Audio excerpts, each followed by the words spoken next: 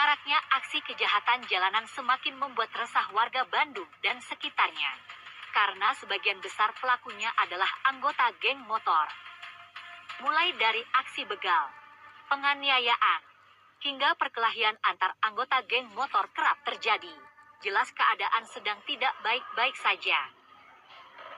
Kali ini agen krim malam akan menelusuri jejak kekerasan yang dilakukan oleh para anggota geng motor di kota Bandung.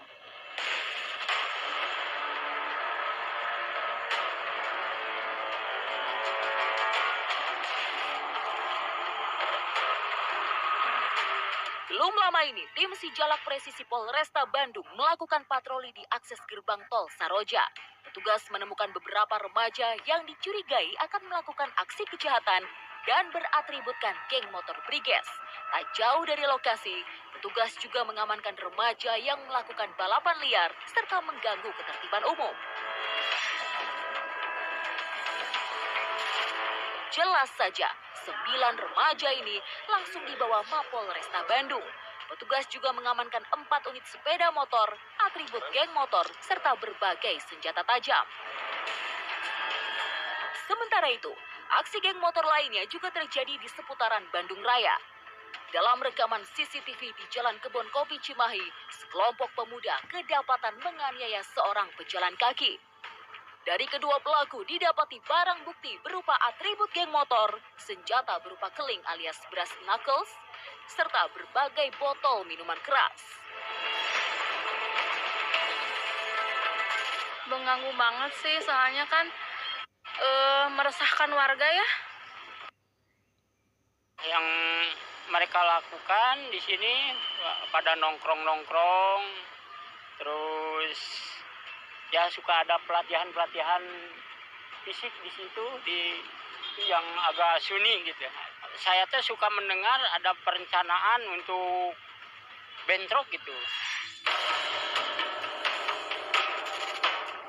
Rasa penasaran, agen krim malam lantas menjumpai Asep, seorang mantan anggota geng motor yang cukup disegani di kota Bandung. Berbagai aksi koboi jalanan di Bandung pernah dilakukan oleh Asep.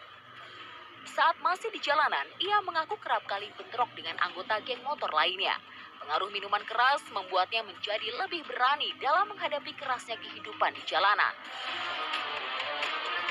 Lagi malam minggu kita nongkrong, ya anak-anak muda biasa sambil minum-minum. Udah gitu habis kita rolling, berkunjung ke kumpulan teman juga, ya kadang di jalan tuh kita papasan sama geng lain. Ya kita bentrok di situ, ya kita saling pukul gitu aja. Siapa yang selamat itu yang lolos menang gitu. Kalau saya alhamdulillah narkoba sampai saat ini pun belum. Kalau ya kita lebih seneng minum sih. Dari dulu juga kumpulan kita setiap kita kumpul kita paling minum. Ya kita patungan gitu kalau kumpul awal pasti patungan minum, ya kita kalau minuman kita habis kita main ke tongkrongan yang lain, patungan lagi gitu aja.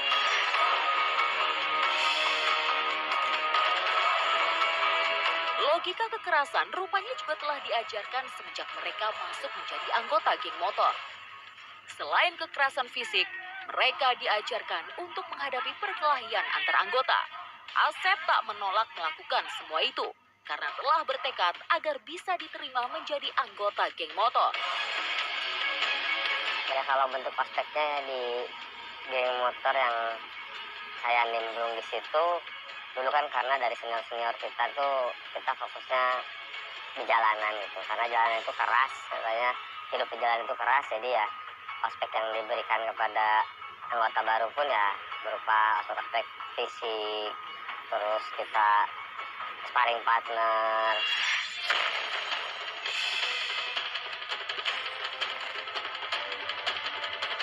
Bukan tanpa alasan bagi Asep untuk bergabung ke dalam geng motor. Menurutnya, lingkungan sosial akan memandangnya sebagai pribadi yang kuat. Berbagai bekas luka di tubuh hingga di penjara hanya akan membuatnya semakin disegani.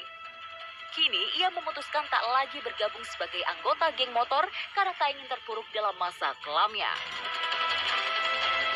Jadi dulu juga geng motor kita jarang bawa senjata, malahan kita lebih tangan kosong aja. Paling ya gitu, memar-memar, ngilu-ngilu. Kita lagi ngumpul-ngumpul, ada polisi lagi patroli, ya kita lagi minum-minum, mungkin kondisi ya udah mabuk lah bisa dikatakan, ya kita diamanin dulu. Tapi nggak lama sih, biasanya keluarin lagi. Jadi dulu tuh dari semenjak sekolah sih, saya menjak di SMA gitu, kan keren-kerenan sih ya. Beberapa kasus peristiwa itu kan sebetulnya kan lebih kepada kenakalan anak yang ingin menunjukkan identitas diri seorang anak atau remaja lah. Walaupun juga kalau kita lihat dari kaitannya dengan masalah kriminal, perampokan dan lain-lainnya, pembegalan dan lain-lain, juga itu ada juga yang faktor ekonomi. Nampaknya di Bandung ruang untuk bagaimana mengekspresikan keinginan remaja-remaja itu kurang, ya. Ya misalnya untuk olahraga, sarana-sarana untuk yang lainnya nampaknya di Bandung itu kurang, sudah terlalu padat dengan sarana-sarana lain, pembangunan lain, karena ada faktor-faktor kerenggangan juga di hubungan rumah tangga, sehingga pengawasan keluarga ya, pengawasan orang tua terhadap orang teman anaknya juga menjadi kurang. Kini perilaku negatif geng motor hanyalah cerita masa lalu. Pada tahun 2010, sebenarnya 4 geng motor besar di Bandung sepakat untuk berdamai dan membubarkan diri. Kini mereka bertransformasi menjadi organisasi kemasyarakatan. Salah satunya adalah Briges.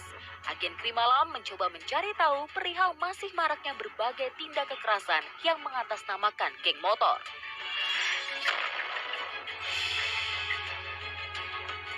Insiden itu kemarin alhamdulillah udah kita mediasikan ke Polresta Bandung.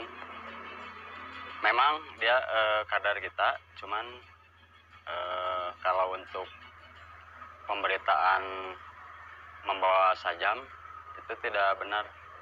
Jadi setelah kita tanya-tanya, setelah beliau pulang dari Polres, dia niatnya cuma nongkrong, lihat yang balapan gitu. Cuman mungkin ya nasibnya aja.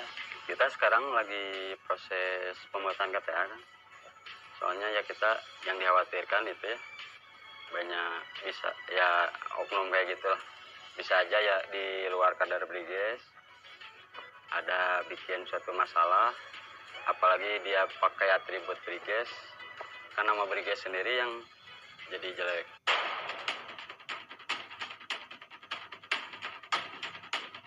Karena para simpatisan kerap menggunakan atribut ormas, maka Briges juga menjadi pihak yang disalahkan atas berbagai kejadian kriminal yang terjadi. Usut punya usut, mereka mendapat atribut Briges dari meminjam ataupun membuat tiruannya. Inilah yang membuat masyarakat sulit mengenali anggota ormas Briges dengan para simpatisan. Kalau masalah kaos, bisa aja Kang, tetap bisa aja temannya pinjam kan, yang bukan kader pinjam ke temannya, pinjam kaos, bisa aja. Tapi dari KTA mah kan kita menegaskannya ya KTA gak mungkin lah dipinjam gitu. Sekarang kita tetap harus ada koordinasi sama pengurus pusat, dan itu ada label dari pusat lewat Briges resmi. Kalau nggak ada label itu berarti bisa dibilang ya ilegal. Sebetulnya kalau lihat dari beberapa kasus yang ditangani oleh Polrestabes Bandung atau Polres Bandung itu, sebetulnya mereka itu bukan organisasi resmi atau anggota resmi dari kelompok-kelompok tadi, ormas motor tadi sebetulnya. Tapi kebanyakan mereka itu adalah semacam simpatisan gitu ya, simpatisan dari kelompok motor itu. Karena kalau dilihat dari hasil pemeriksaan beberapa kepolisian itu, sebetulnya dilihat dari apalagi keanggotaannya kan tidak punya dia. Kini, Ormas Briges terus berupaya untuk membuat masyarakat tak lagi dibayangi ketakutan dari ancaman geng motor. Mereka tidak sungkan untuk turun ke jalan dan membersihkan sampah yang ada di lingkungan sekitarnya.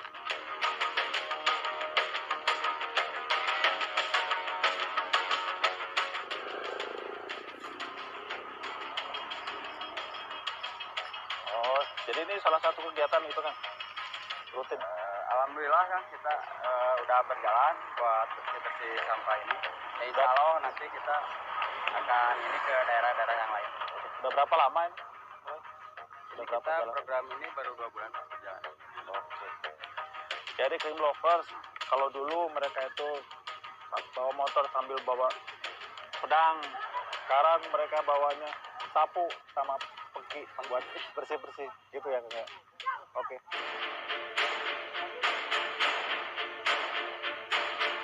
Menjadi pelajaran untuk kita semua agar selalu peduli dengan keamanan lingkungan sekitar.